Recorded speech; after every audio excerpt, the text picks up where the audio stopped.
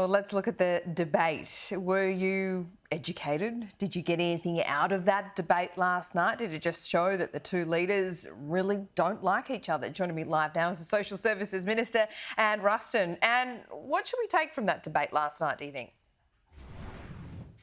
Well, I mean, what I can tell you is what I took from the debate last night, and listening to it, I think the take-home message that I would say is that Mr. Albanese once again did not have the kind of detail around the policies that he has put forward, the few of them that he has put forward to the Australian public, and it was concerning that when questioned about details, for instance, around, what were the likely impacts on the cost of household energy bills of his gold plating of the energy network, what would happen with his housing policy when it came to, if somebody actually got a pay rise or went back to full-time work and they were no longer within the eligibility thresholds for being able to get access to the extra funding through their home scheme, would they have to sell their house? Would they have to take on the mortgage? He didn't answer those. And I think, they were the kinds of things that were concerning to me, that even in a debate when he knew he was going to be asked those sorts of questions, he still didn't seem to have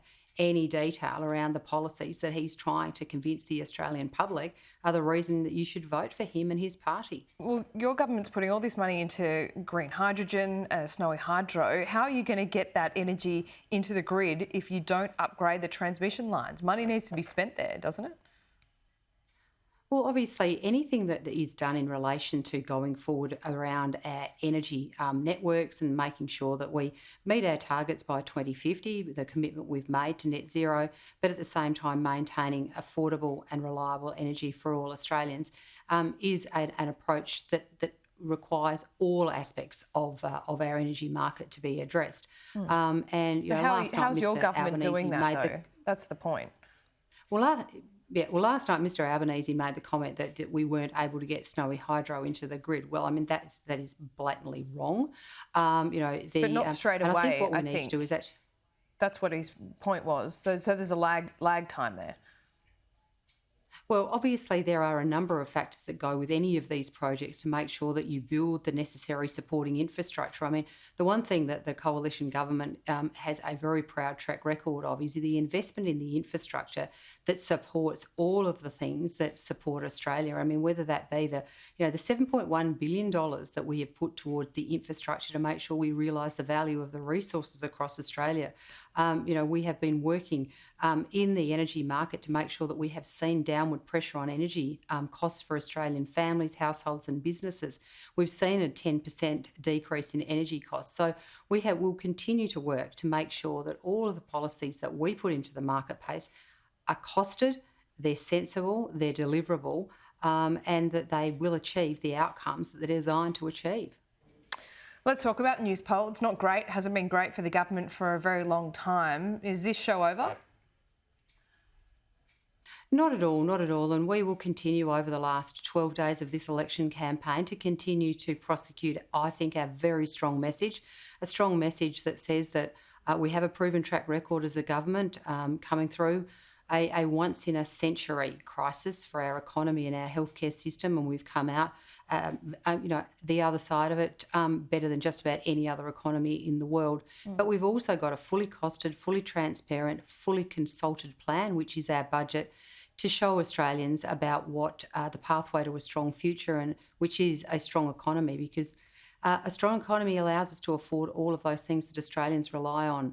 And so we will continue every single minute of every day between now and the 21st of May, telling Australians about the strength of our plan and highlighting the choice that they have between a strong leader, a strong government, a strong plan and a strong future, and the weakness of an opposition that has no detail around their plans. They don't tell us how they're going to deliver them. They don't tell us how they're going to cost them. The line that we seem to have heard from the Labor Party through the last 4 weeks of the election campaign is, we'll have more to say about that later in the campaign.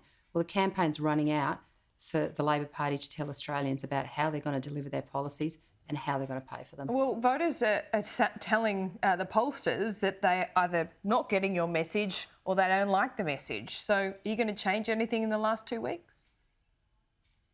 Well, I think we've got a very strong message and we will continue to prosecute that message every single day. Obviously, the only poll that matters, and I'm sure you've heard this a million times before, but the only poll that matters is when people walk into the polling booth and cast their vote. And I think we've presented a very strong plan. It's detailed, it's costed, it's transparent, and we will continue to make sure that we provide those messages to Australians as they go to vote over the next 2 weeks and, of course, on the main voting day of the 21st of May. Why doesn't the Prime Minister want people to be paid the minimum wage? Well, I think it was taken somewhat out of context. The Prime Minister was referring to those people who are contractors who choose of their own volition to be contractors or self-employed, and the wages that, well, the remuneration that they get for their work is determined by how they choose to go about the operation of their business. But of course, the Fair Work Commission is the appropriate body when you talk about pay as you earn wage earners, and of course everybody